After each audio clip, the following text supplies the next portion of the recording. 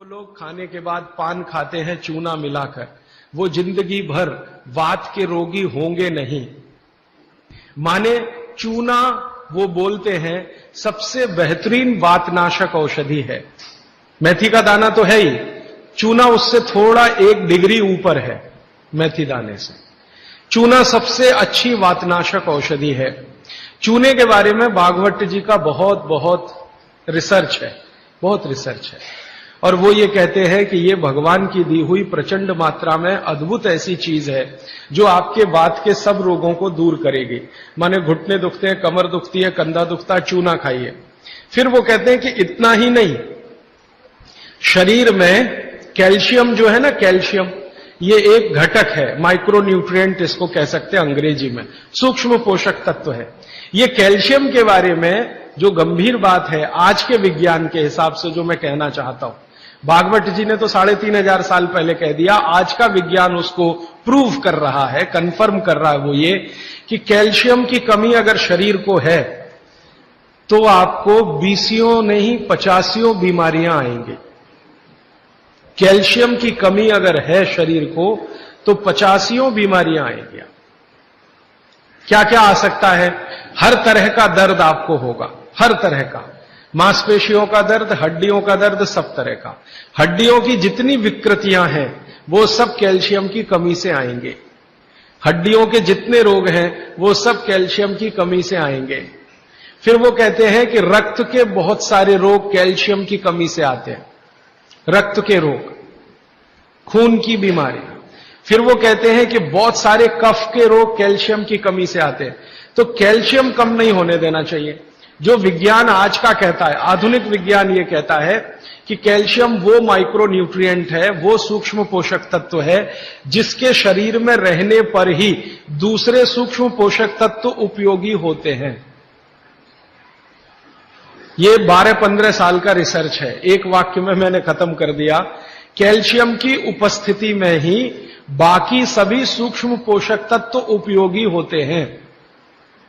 इसका मतलब यह है कि अगर आपको शरीर में विटामिन सी का असर देखना है तो कैल्शियम चाहिए, विटामिन ए का असर देखना है तो कैल्शियम चाहिए, विटामिन बी का असर देखना है तो कैल्शियम चाहिए, अगर विटामिन डी का असर देखना है तो भी कैल्शियम चाहिए, विटामिन के का असर देखना है तो भी कैल्शियम चाहिए, प्रोटीन अच्छे से आपके शरीर को काम में आए तो कैल्शियम चाहिए, कार्बोहाइड्रेट्स ठीक से आपके शरीर को मदद करे तो कैल्शियम चाहिए, फैट्स आपके शरीर में डिसॉल्व होते रहें और जहां जरूरत है वहां लुब्रिकेशन में मदद करते रहें तो कैल्शियम चाहिए।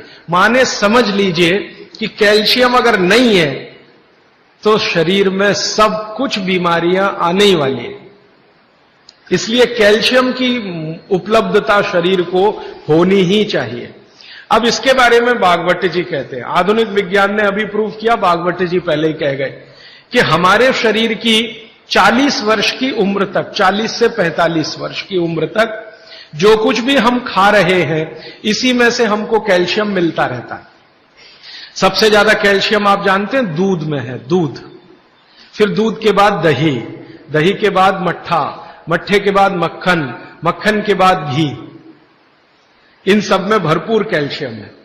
फिर आपने खाया संतरा, मौसम्मी, नारंगी, अंगूर, द्राक्ष, जो भी खट्टे फल, आम वगैरह वगैरह, सब में कैल्शियम भरपूर मात्रा में है। फिर सबसे ज्यादा कैल्शियम फलों में माना जाता केले में है। केला भरपूर खाना चाहिए क्योंकि कैल्शियम का सबसे बड़ा भंडार है और आसानी से हजम होता है। तो ऐसे जो फल हैं इनका जो कैल्शियम है ये 40-45 साल तक हमें आसानी से मिलता रहता है, क्योंकि शरीर की जो बायोकेमिस्ट्री है 40-45 साल तक एकदम दुरुस्त और तंदुरुस्त रहती है। जठर अग्नि भी तीव्र रहती है, बाकी सब फंक्शन ठीक है। लेकिन जैसे ही 45 की उम्र खत्म होती है, माताओं को यह बात विशेष रूप से कह रहा हूं, बहनों को, माताओं को, जैसे ही आपकी 45 की उम्र पूरी होती है और आपका मेंसेस साइकिल बंद होता है, मासिक धर्म आपका बंद होता है, उसी समय आपको कैल्शियम हजम होना कम होना शुरू होता है। आप कितना भी ये सब चीजें खाएं, केला भी खाएं, ये भी खाएं, लेकिन कैल्शियम उतना पूर्ति नहीं करता, क्योंकि कैल्शियम को शरीर में डाइजेस्ट कराने वाला जो हार्मोन है वो तभी तक आपको है जब तक आपकी मासिक चक्र की शुरुआत है। मासिक चक्र बंद होते ही ये हार्मोन कम होता है। आप जानते हैं कई हार्मोन्स कम हो जाते हैं, तो कैल्शियम डाइजेस्ट होना बहुत मुश्किल होता है। तब आपको जरूरत पड़ती है कि बाहर से कैल्शियम लें।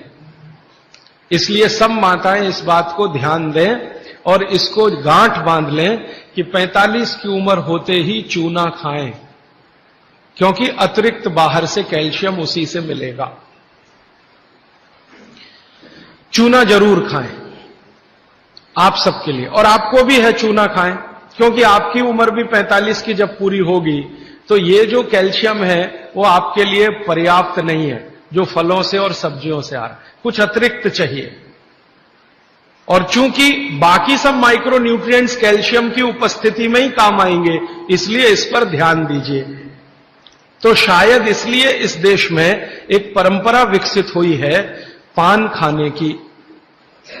ये पान खाने की परंपरा बहुत वैज्ञानिक है, बहुत ही वैज्ञानिक।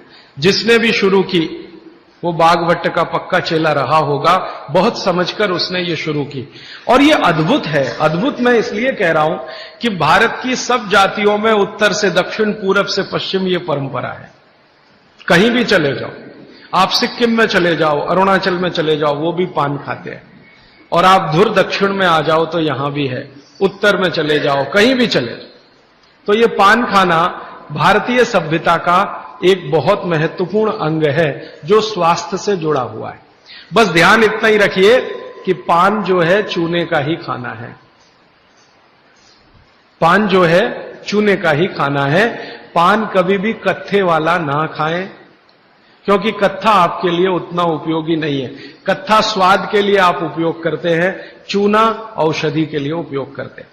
ये बात मैं एक बार पहले भी कह चुका हूं, आज फिर से इसलिए कह रहा हूं कि कुछ नए चेहरे मैं देख रहा हूं। तो आपके रसोई में मेथी दाना हो गया, चूना हो गया, पान हो गया, फिर पान के बाद आपको जीरा, हींग वगैरह वगैरह, अजवाइन, ये सब हो गई। ऐसी कुल 108 औषधियां हैं। गरीब से गरीब आदमी की रसोई में ये औषधियां हैं, इनका भरपूर उपयोग करिए। एक औषधि के बारे में बागवट जी कहते हैं और भी महत्व की है, दालचीनी। दालचीनी के बारे में बागवट जी कह रहे हैं कि वायु के जितने भी प्रकोप हैं, जैसे दमा, अस्थमा, ये वायु की बीमारियां, अस्थमा, दमा, वात की बीमारियां वायु की, तो इनको खत्म करने में या समाप्त करने में या इन बीमारियों को ठीक करने में बड़ी मदद करता है दालचीनी।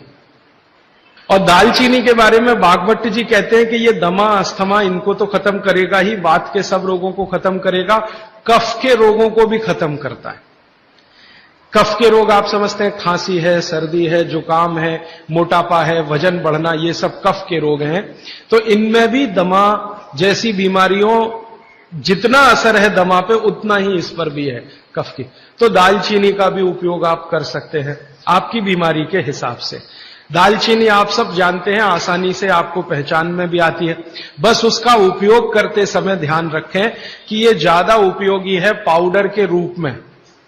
कई बार मैंने देखा है भोजन बनाते समय हम दालचीनी का पत्ता डाल देते हैं या उसकी वो जो छाल जैसी है वो डाल, वो उतना उपयोग नहीं आता जितना पाउडर करके वो उपयोग में आता है।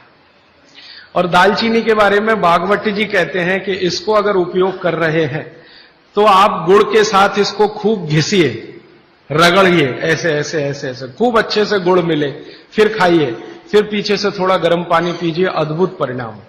और अगर आप शहद ले सकते हैं तो शहद के साथ तो इसका मर्दन, मर्दन एक शब्द उन्होंने इस्तेमाल किया, मर्दन माने घिसना, रगड़ना।